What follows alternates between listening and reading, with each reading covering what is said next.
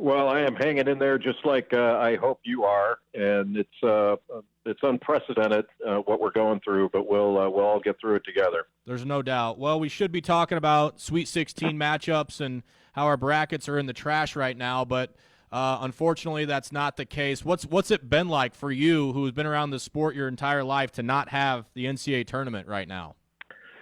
Well, I certainly miss it, but I think I am hopefully keeping it in perspective that there are people who are missing things that are a lot more important than basketball games, and even though I think I miss working and you do too, and so many people miss watching it, there were people whose livelihood was attached to the tournament and to the NBA, people who were independent contractors and hourly workers and the like. So the effects of this go far beyond, I wish I could be, sitting at a basketball game. That seems almost like an amusement park ride compared to what, having to miss an amusement park ride given what other people are dealing with. But it's been odd being home this time of year, but, I'm just trying to make the best of it and hopefully help out where we can. Yeah, and that's been cool to see. A lot of the NBA players, or not a lot, but there have been a handful of them that have gotten involved. Kevin Love, Zion. There's been a handful of them that have pledged to help those people that you were talking about. You're around this game every day. What's just the sense of community like, especially when things like this happen? Not just in the college game, but the National Basketball Association as well. Yeah, I don't think it differs from sort of basketball or the sports community to any other community, business or otherwise. I think most everybody is thinking beyond themselves, and at least most reasonable people are thinking beyond themselves and trying as best they can to stay connected with their colleagues and friends and family. And even though we're not able to go about our daily lives as we normally would, I think it's important. I'm trying the best I can to make sure I'm reaching out to my friends and colleagues each day. Not everybody each day, but making sure I'm keeping in touch so that people know, hey, you're thinking about them, and if there's maybe anything you can do, you're there. And I still think that's really important. There are two things I'm trying to do. One, reach out to people, and two, get up in the morning and get dressed so I don't wear sweats every day, because I was getting into that habit for a while. I got to get out of that. You're 50% ahead of me on those two things. So, I guess I have some work to do to catch up to you even.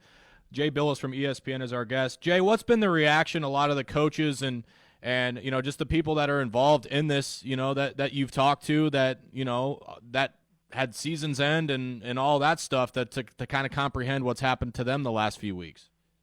Yeah, it's been an evolution, I think. I think early on, the Wednesday and Thursday when the tournament, the NCAA tournament, was canceled and the conference tournaments of the major conferences were canceled, that Thursday, I think there was a lot of, among coaches, sort of a competitive response that they were devastated for their players and their teams, and the chance to compete and things like that. And coaches were looking for, hey, maybe we could postpone and start it up this way and do it this way.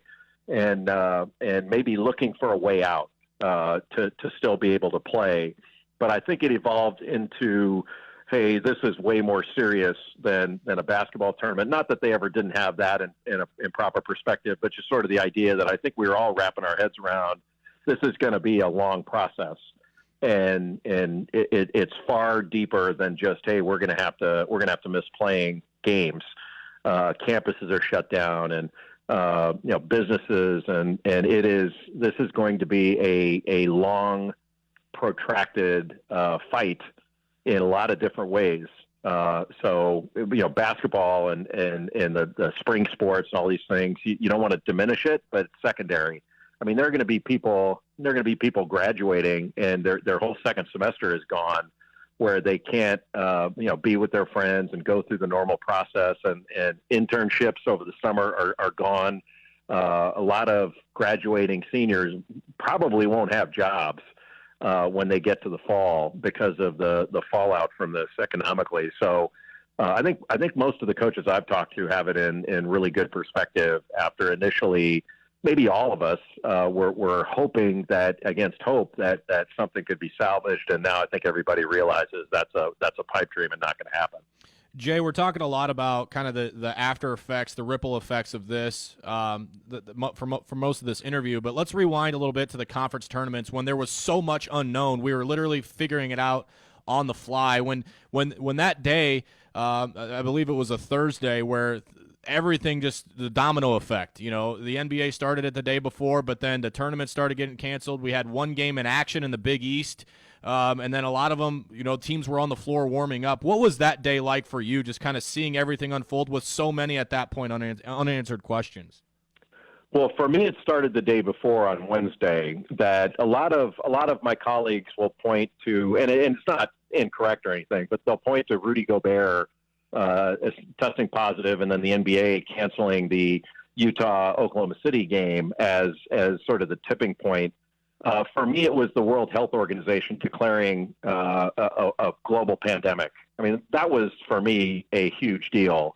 And sort of that was the tipping point for me that we're not going to be playing any more games, that this season's over.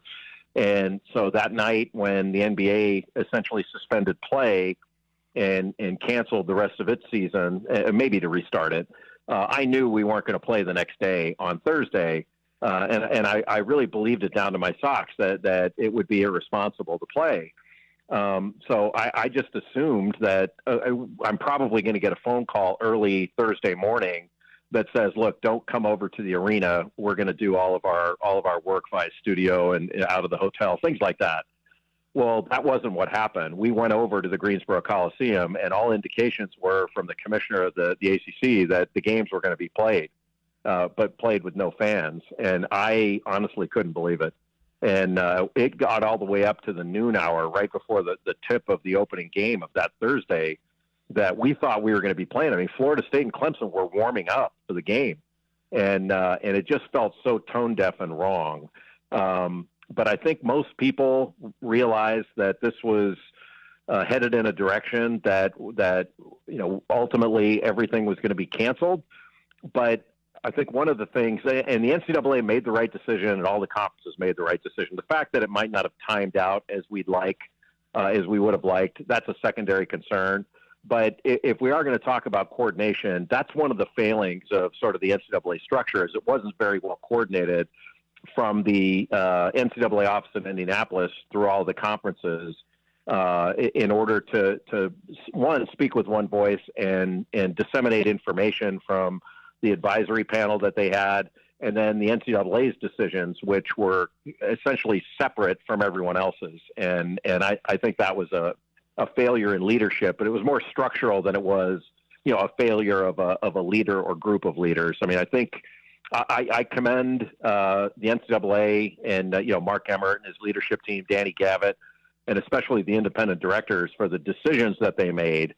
But at the time, I thought it could have been better coordinated. That's the only sort of caveat. Yeah, very well said. I would agree with that completely. Jay Bilas from ESPN is our guest. Jay, the other part with that's kind of stemming from this, and the NCAA is going to vote on it, is the eligibility factor. We were on our way to Wichita to call baseball between Nebraska and Wichita State, and that was our first thought driving home, was what's going to happen to the eligibility of our seniors, the spring sports that have only played 15 of their 50-plus games. But you also had the winter sports who had seniors have their seasons cut short. What are you expecting is going to happen? I guess the better question is what should happen with the eligibility, knowing what it could do to scholarship numbers, the flooding of rosters, and obviously what's fair to the student athletes. Well, I think first what I think is going to happen, I think the NCAA, by speaking before they were thinking, painted themselves into a corner. So I think they're going to allow all spring sport athletes to have an additional year of eligibility because of the loss of this season. What should happen, I'm not sure I know the answer to that, or at least the absolute right answer. It's sort of the equivalent of we all feel badly for especially the seniors, but for all players that are losing that season. I mean, they prepared for it, they're ready to go. I mean, you feel awful for everybody. But one thing I would point out that I feel awful for every senior out there that didn't get their second semester. And so because we feel badly about that, I would ask the question almost rhetorically, do you think we should allow all seniors to come back and experience the second semester of college? And the feel-good answer is yes, they should. They should be able to sit on the quad in nice weather and walk their graduation and do all these wonderful things. It'd be great. But what do you do with all the people who are becoming seniors? And what about the people who are coming in for dorm space and college housing and all these other things? I mean, there's a lot that goes into this. And so if you allow all the seniors to come back, then you also have to allow other players to say, wait a minute, this has materially changed my decision. So I should be allowed to go somewhere else and play.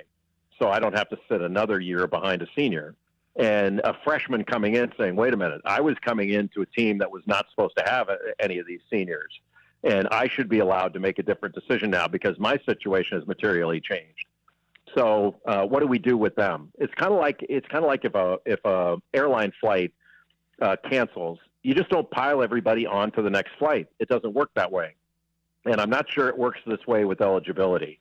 It's one of these things that's horribly unfortunate, but it's sort of a similar question you'd have with the Olympics. Like, what do you do with the Olympics? You say, okay, well, Lolo Jones would have qualified for this Olympics, so she should automatically be in the next one because she might not qualify for that, and that's not fair. I don't know what you do with it. It's very, very difficult. But I think what the NCAA will do is allow them to come back, and then each individual team will have to make a decision on how they want to manage it. Yeah, you're absolutely right. The domino effects to this, I don't know that you can find the end of the butterfly effect of going down that rabbit hole, but somebody's got to make the decision sometime, that's for sure. Jay, before we cut you loose, want to ask you something that you've been very vocal about. Name, image, and likeness, the NIL bill. Nebraska and Scott Frost and Bill Moose, the athletic director here, announced a couple of weeks ago that they're going to partner with a social media campaign and a company that was branded and built right here in Lincoln called Open Doors to help their student athletes build their brands. They've kind of already started that. What's your thoughts on Nebraska kind of taking initiative on this thing and how it could be so beneficial for the student athlete? Well, I don't know all the details of it, but I think it's great that Nebraska is doing that. And it's an area where the athletes can benefit, and the university can benefit, the conference can benefit. It benefits the whole enterprise. If athletes were allowed to use their name, image, and likeness for monetary gain, it would open up so many new revenue streams for the university, because the university would be free if the NCAA sort of relented on amateurism restrictions. The university would be free to partner with the athletes in the use of their name, image, and likeness and the university's marks in order to find new avenues of revenue. I mean, that would be a win-win for everybody. It would work similar to, they could do group licensing. There's all kinds of things they could do. I just don't think the NCAA is going to be willing to do it. And I think what you're going to see, or what we're going to see, is the NCAA will basically punt on transfer restrictions so that they can throw all their energy behind fighting name, image, and likeness, and doing so in court. They're going to sue the state of California and the state of Florida and try to get an antitrust exemption from Congress. They don't want to let the athletes make any money. And they're going to fight it tooth and nail. And I think they're going to try to fix everything that makes them look bad in front of lawmakers. And their transfer policy is the first among those things that they're willing to give up on, so that they don't have to allow the athletes any compensation at all. Wow. I mean, this is a whole nother conversation for another day to get into that, but crazy to think about, and especially for them, with this whole pandemic and making the right decisions. And obviously there's plenty on their table, as there always is, but some big decisions looming for the NCAA. It'll be interesting to see what happens there. Jay Bilas from ESPN joining us here on Sports Nightly. Jay, thanks so much for giving us some of your time tonight, peeking inside your brain and passing some time for us on our show. Thank you so much. No, thanks for having me, and everybody stay safe.